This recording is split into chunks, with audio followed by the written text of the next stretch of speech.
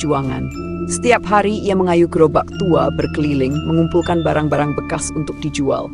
Meski sering dipandang rendah, Pak Bandi adalah pria yang jujur dan bekerja keras. Namun nasib seringkali mempermainkannya, terutama saat berurusan dengan orang-orang kaya yang memandangnya sebelah mata. Suatu hari Pak Bandi sedang mencari barang bekas di sebuah perumahan elit. Di sana ia bertemu dengan Pak Joko, seorang pengusaha kaya yang terkenal sombong. Pak Joko sedang membersihkan gudangnya dan ingin membuang beberapa barang tua. Ketika Pak Bandi menawarkan untuk mengambil barang-barang tersebut, Pak Joko dengan nada merendahkan berkata, "Ambil saja kalau kamu sanggup membawanya. Tapi hati-hati, barang itu mungkin terlalu berat untuk orang sepertimu." Pak Bandi tersenyum tipis menahan rasa malu. Ia melihat barang-barang itu, lemari tua, beberapa kotak kayu, dan sebuah peti besi yang terkunci rapat. Dengan susah payah, ia memuat semua barang itu ke dalam gerobaknya.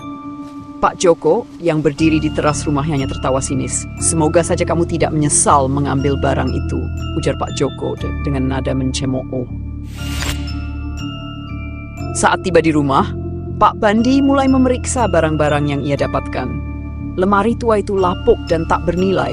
Kotak kayu hanya berisi barang-barang rusak, tetapi peti besi menarik perhatiannya. Meski terlihat biasa, peti itu terasa berat dan mengeluarkan hawa dingin yang aneh. Pak Bandi mencoba membuka peti itu, tetapi kuncinya hilang. Merasa penasaran, ia memutuskan untuk menggunakan linggis untuk membukanya. Begitu peti itu terbuka, angin dingin yang tidak wajar berembus keluar. Di dalamnya terdapat tumpukan uang tua dan perhiasan emas yang terlihat antik, serta sebuah cermin kecil dengan bingkai kayu hitam yang tampak menyeramkan. Pak Bandi yang awalnya terkejut mulai merasa bahagia. Ini rejeki tak terduga. Ia berencana menjual perhiasan itu untuk memperbaiki hidupnya.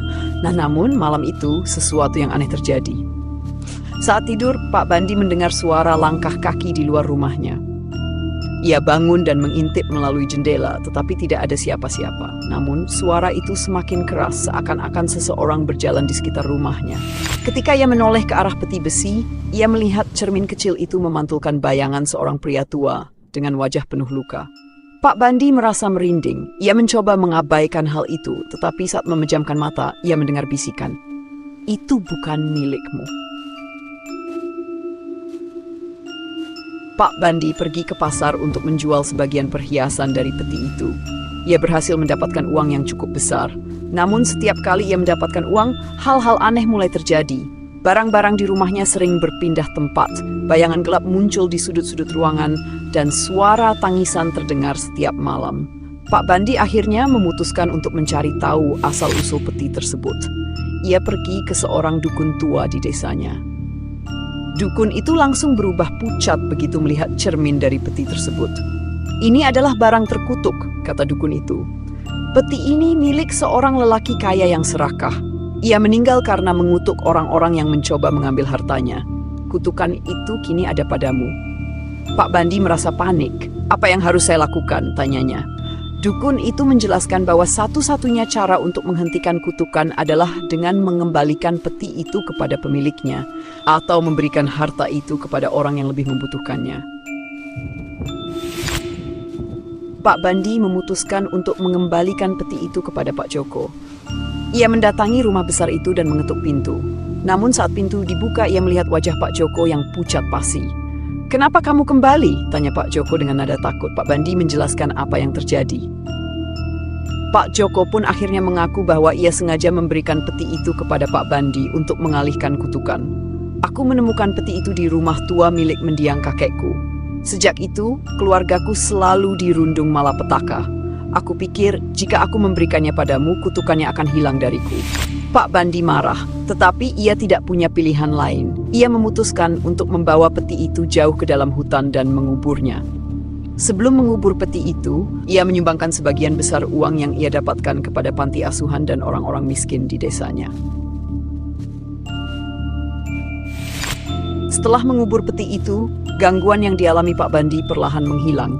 Namun, sesuatu yang aneh terjadi pada Pak Joko. Suatu malam ia ditemukan tewas dengan wajah penuh luka, persis seperti bayangan di cermin. Pak Bandi meski merasa ngeri tetap melanjutkan hidupnya. Rezeki yang ia dapat ia gunakan untuk membuka usaha kecil, membantu keluarganya, dan membantu sesama. Namun ia selalu ingat satu hal, harta yang datang dengan cara tidak benar tak pernah membawa kebaikan. Sejak itu, nama Pak Bandi dikenal sebagai orang baik di desanya, tetapi kisah tentang peti besi terkutuk itu menjadi legenda menyeramkan yang terus diceritakan dari generasi ke generasi.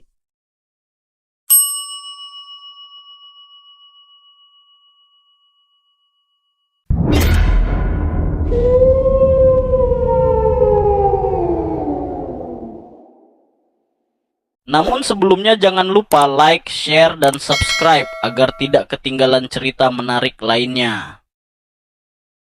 Beni adalah seorang pria biasa yang tinggal di sebuah desa kecil. Hidupnya awalnya sederhana, cukup bahagia bersama istrinya Siti. Mereka menjalani kehidupan dengan penuh perjuangan, mengandalkan hasil panen di sawah kecil mereka. Namun bagi Beni, kehidupan yang sederhana ini tak pernah cukup. Ia memimpikan kekayaan, rumah besar, dan kemewahan yang sering ia lihat di televisi. Semuanya dimulai ketika seorang teman lamanya, Anton, memperkenalkan Beni pada judi. "Sekali coba, Ben," kata Anton sambil tersenyum lebar. "Kalau menang, kau bisa langsung kaya." Awalnya Beni ragu, tetapi rasa penasaran mengalahkan logikanya. Ia meminjam sedikit uang untuk mencoba taruhan kecil di meja judi yang tersembunyi di pinggiran desa. Keberuntungan awal menghampirinya. Dalam semalam, ia menggandakan uangnya. Euforia kemenangan itu membuatnya ketagihan. Siti, yang awalnya tak mengetahui apa yang dilakukan suaminya, mulai curiga saat Beni sering pulang larut malam. "Beni, kau kenapa sering pulang larut belakangan ini?" "Ada apa?" tanya Siti suatu malam. Beni hanya tertawa kecil dan mengelak. "Hanya kumpul dengan teman-teman, jangan khawatir." Namun, kebiasaan itu terus berlanjut. Kemenangan demi kemenangan membuat Beni merasa tak terkalahkan. Tetapi keberuntungan tidak bertahan lama. Dalam beberapa minggu, ia mulai kalah. Kekalahan kecil berubah menjadi besar, dan dalam waktu singkat, semua uang yang ia menangkan sebelumnya habis. Tak hanya itu, Beni mulai meminjam uang dari rentenir untuk terus bermain, berharap bisa menebus kekalahannya. Hutang menumpuk dan tekanan dari para rentenir semakin berat. Mereka datang ke rumah, menggedor pintu, dan mengancam akan mengambil semua yang dimiliki Beni. Siti, yang akhirnya mengetahui kebiasaan buruk suaminya, menangis dan memohon agar ia berhenti. "Beni, cukup. Lihat apa yang sudah kau lakukan pada kita. Hentikan sebelum semuanya terlambat." Siti berteriak sambil menangis. Namun, Beni merasa putus asa. Ia percaya bahwa satu kemenangan besar lagi akan mengembalikan semuanya. Pada saat itulah seorang pria misterius bernama Pak Rahman muncul. Pak Rahman mengenakan pakaian serba hitam dan berbicara dengan suara tenang namun menakutkan. "Aku dengar kau butuh uang cepat," katanya sambil tersenyum tipis. "Aku bisa membantumu keluar dari masalah ini, tapi ada syaratnya." Tanpa berpikir panjang, Beni setuju.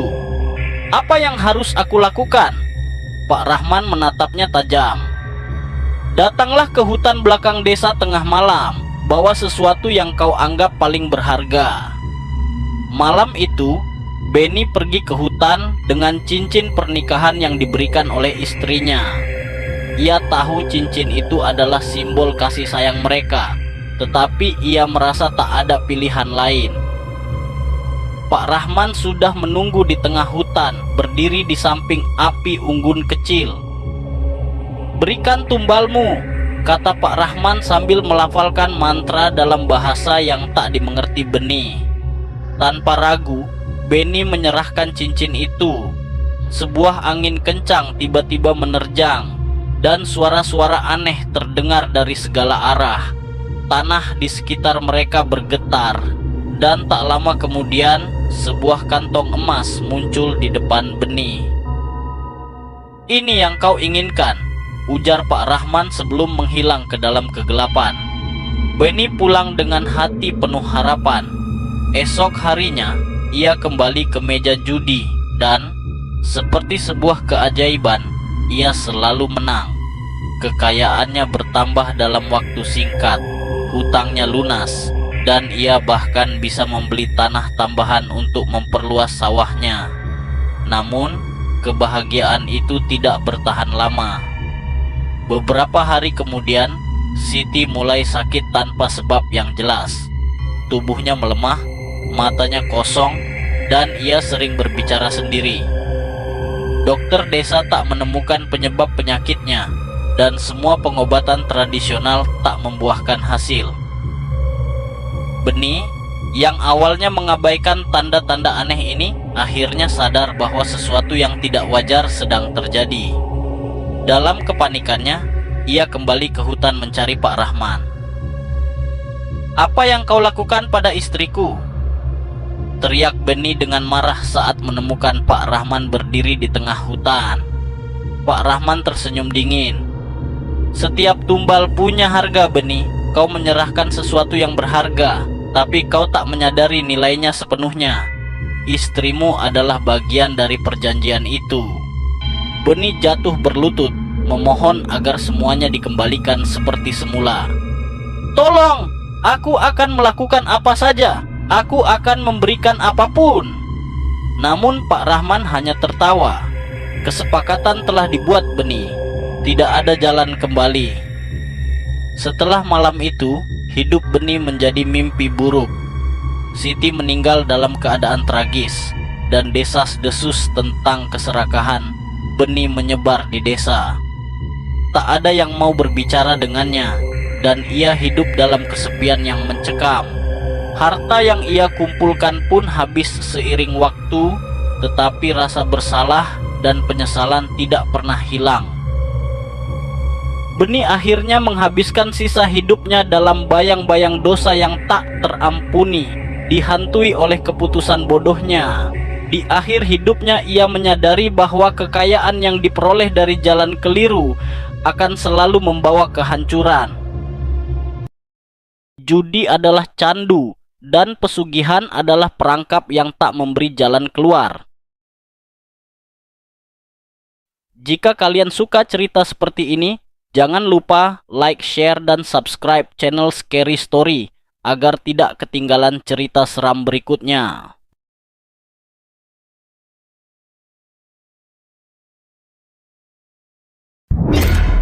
Selamat datang di channel Scary Story. Namun sebelumnya, jangan lupa tekan tombol subscribe dan nyalakan loncengnya agar tidak ketinggalan update cerita terbaru dari channel ini.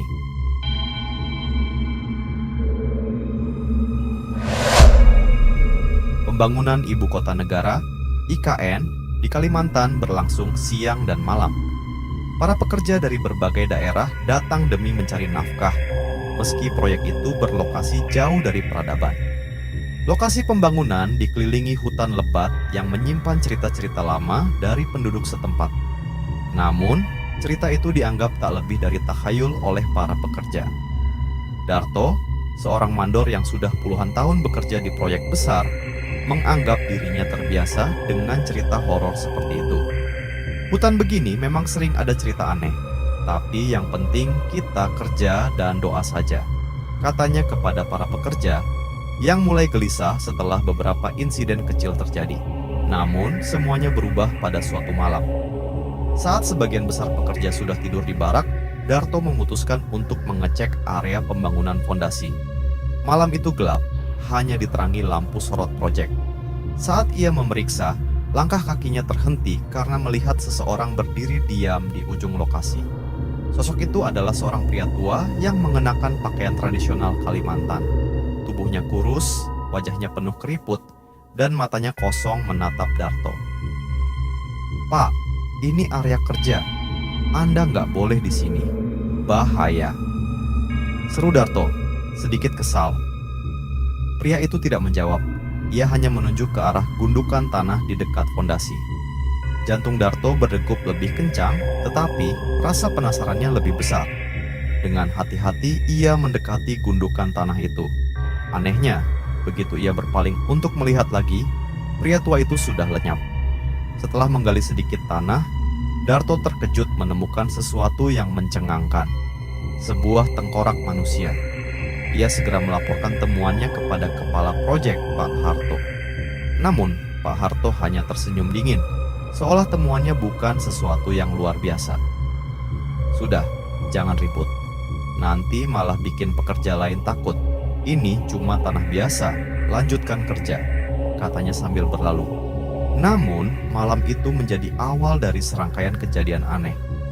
Beberapa hari setelah penemuan tengkorak itu, para pekerja mulai mengeluh. Ada yang mendengar suara tangisan di tengah malam. Ada pula yang melihat bayangan bergerak di balik pepohonan. Alat berat sering mati mendadak tanpa sebab yang jelas, meski sebelumnya berfungsi dengan baik. Seorang pekerja bernama Amir bahkan mengaku melihat sosok pria tua yang sama dengan deskripsi Darto. Dia berdiri di dekat fondasi, tapi saat aku dekati, dia hilang begitu saja, kata Amir dengan suara gemetar. Kejadian puncak terjadi saat sebuah kren jatuh tanpa sebab yang jelas melukai seorang pekerja. Insiden itu membuat banyak pekerja ketakutan, bahkan beberapa memilih pulang ke kampung halaman mereka. Ini bukan lagi soal pekerjaan, ada yang nggak beres di sini, bisik salah satu dari mereka. Menyadari suasana mulai tidak kondusif, Darto mengusulkan untuk memanggil seorang sesepuh dari desa terdekat. Pak Harto yang awalnya menolak akhirnya setuju setelah desakan dari banyak pekerja. Sesepuh itu, seorang pria tua bernama Pak Hasan, datang ke lokasi dengan membawa sejumlah benda tradisional. Setelah berjalan mengelilingi lokasi proyek, Pak Hasan berhenti di dekat gundukan tempat Darto menemukan tengkorak. Wajahnya berubah serius. Tanah ini bukan tanah biasa, katanya. Dulu, area ini adalah tempat keramat. Orang-orang dari suku di sini menggunakan tempat ini untuk melakukan ritual leluhur. Tengkorak yang kalian temukan adalah salah satu leluhur mereka. Kalian telah mengusik ketenangan mereka. Pak Hasan kemudian meminta izin untuk melakukan ritual pembersihan. Namun, ia memberi peringatan tegas. Meski sudah dibersihkan, mereka mungkin tidak akan pergi sepenuhnya. Sebagian dari mereka akan tetap mengawasi. Ritual dilakukan pada malam hari. Pak Hasan menyalakan dupa dan membaca mantra dalam bahasa lokal, diikuti dengan taburan bunga dan persembahan makanan. Suasana malam itu begitu hening, hanya terdengar suara angin yang berhembus pelan. Setelah ritual selesai, suasana proyek menjadi lebih tenang. Tidak ada lagi insiden besar, meski beberapa pekerja mengaku masih merasakan kehadiran yang aneh, terutama di malam hari. Darto, meski merasa lega, tak bisa melupakan pengalaman itu. Setiap kali ia berjalan di dekat fondasi, ia merasa seperti diawasi. Bahkan, ada saat di mana ia mendengar bisikan pelan. Jangan lupa, kami masih di sini. Proyek IKN terus berjalan, tetapi kisah misteri ini menjadi legenda di antara para pekerja.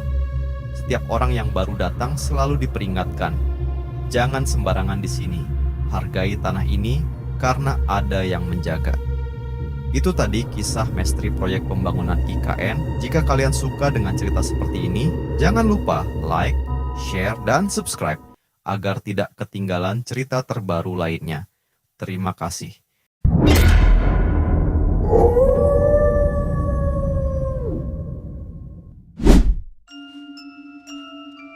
Indonesia tengah memasuki era baru. Pemindahan ibu kota ke Nusantara, IKN, adalah langkah monumental yang menyimpan harapan besar. Namun, di balik kemegahan proyek ini, ada kisah yang tidak pernah sampai ke permukaan. Kisah tentang rahasia gelap, pertarungan gaib, dan perjuangan yang tidak terlihat oleh mata manusia.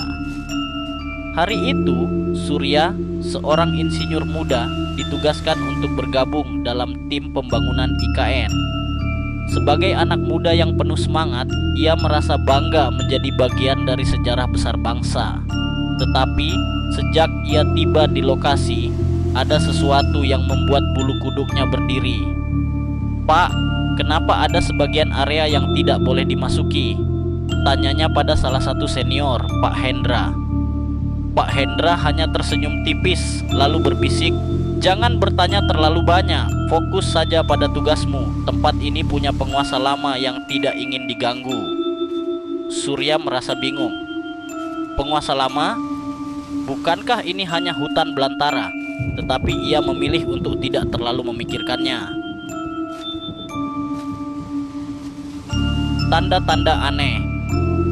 Pada minggu pertama pembangunan, hal-hal aneh mulai terjadi. Bulldozer yang digunakan untuk meratakan tanah mendadak mati tanpa alasan. Alat-alat berat seperti kren berputar sendiri di malam hari. Para pekerja melaporkan mendengar suara gamelan dari kejauhan, meskipun tidak ada orang lain di sekitar. Suatu malam, Surya memutuskan untuk menyelidiki sendiri. Ia berjalan ke arah area terlarang yang disebut-sebut sebagai pusat aktivitas mistis.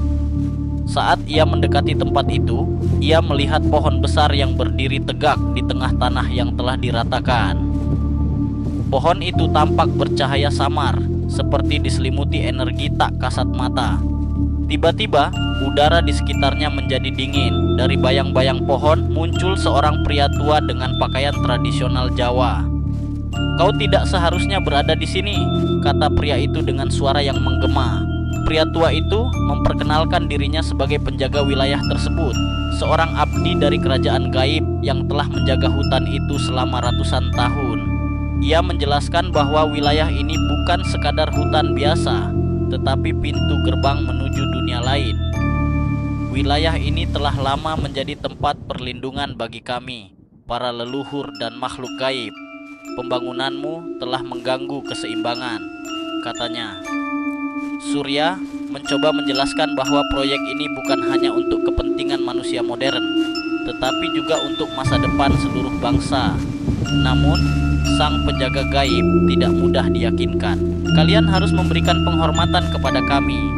Jika tidak, bencana akan datang," ujar pria tua itu sebelum menghilang. Keesokan harinya, Surya menceritakan pengalaman itu kepada Pak Hendra. Ternyata pihak proyek sudah mengetahui keberadaan para penjaga gaib sejak awal.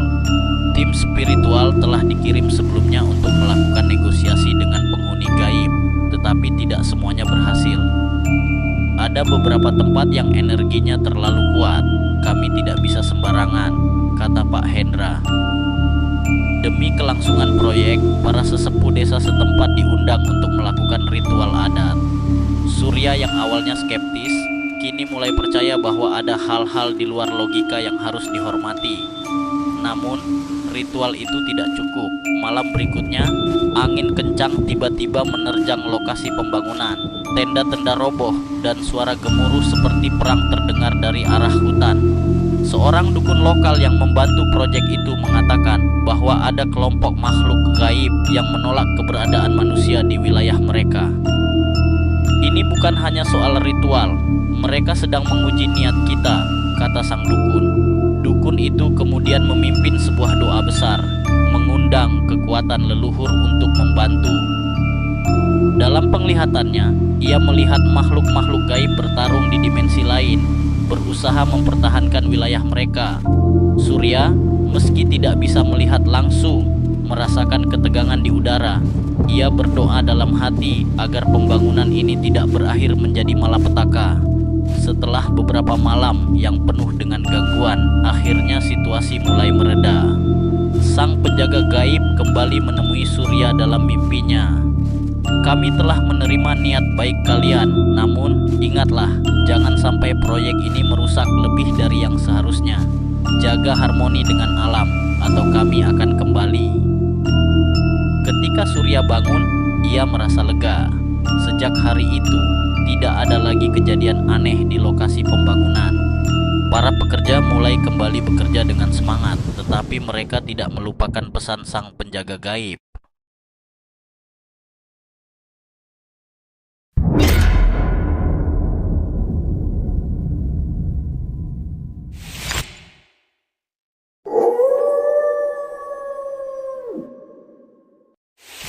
Kampung Lembah adalah sebuah desa kecil yang terletak di pinggir hutan lebat, jauh dari keramaian kota.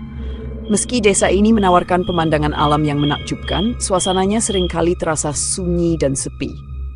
Namun, di balik keindahan alam yang mempesona, Kampung Lembah menyimpan rahasia kelam yang tak banyak orang tahu. Sebuah kisah tragis tentang seorang wanita yang meninggal dalam keadaan penuh penderitaan dan dendam.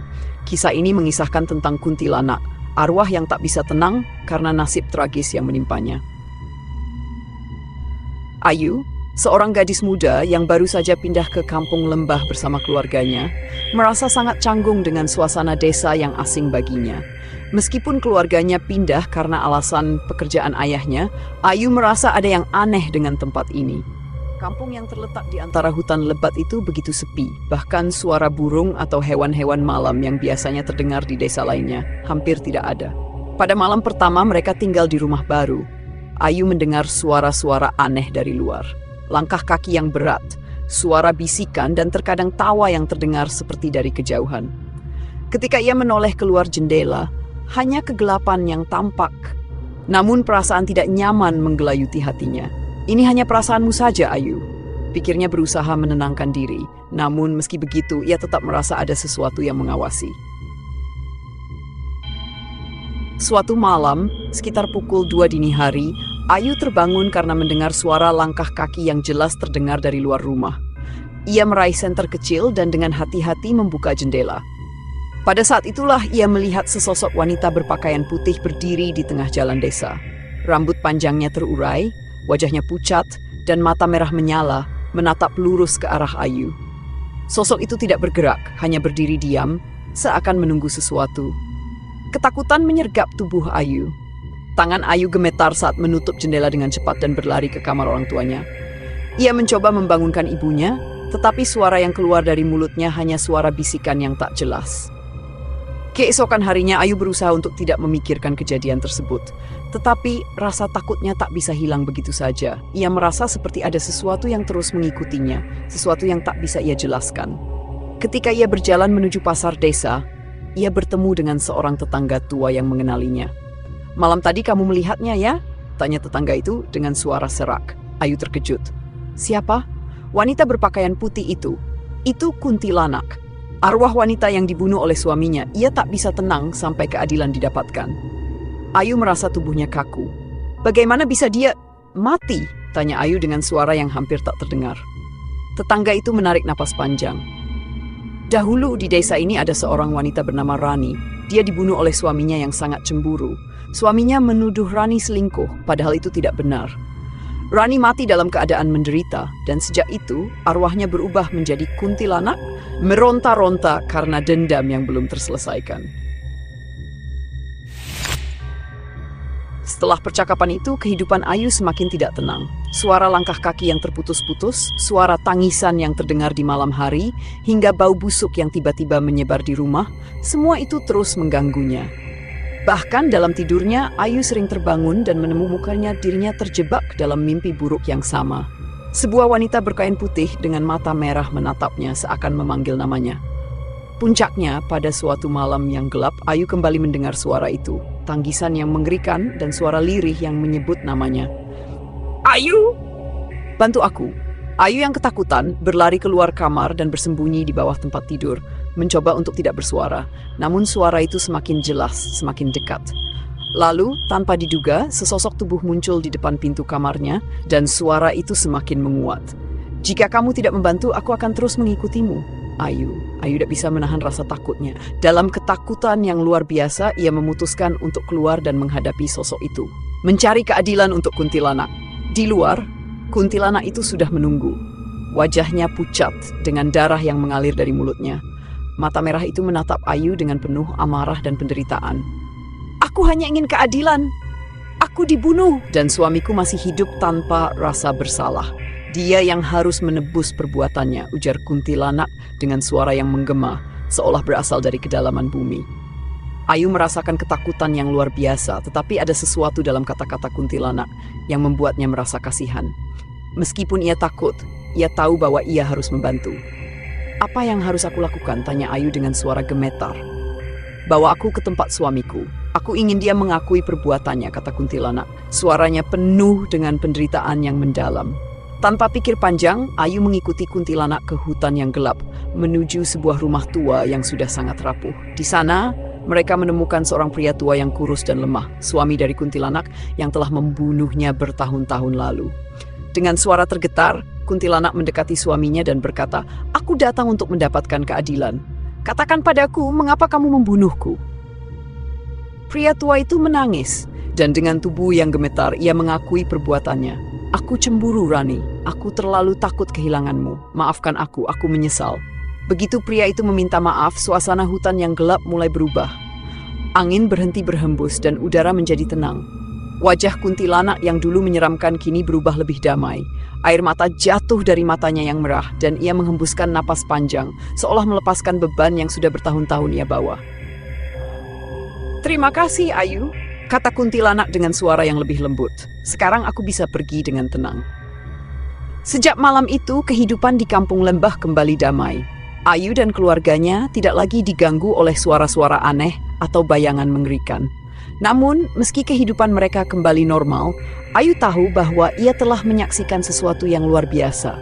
Sesuatu yang akan selalu membekas dalam ingatannya. Cerita kuntilanak tetap hidup sebagai legenda di desa tersebut, menjadi peringatan tentang pentingnya keadilan dan pengampunan.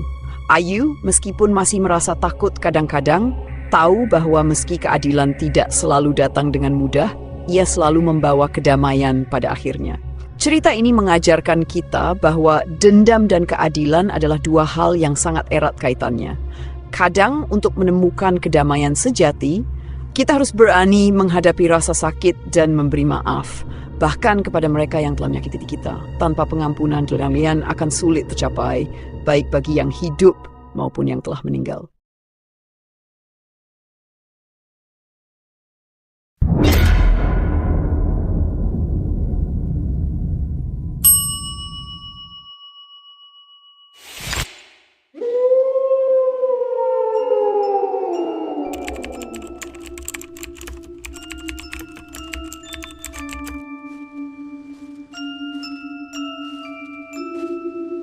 Pak Bandi adalah seorang tukang rongsok yang tinggal di pinggir kota. Kehidupannya sederhana, namun penuh perjuangan.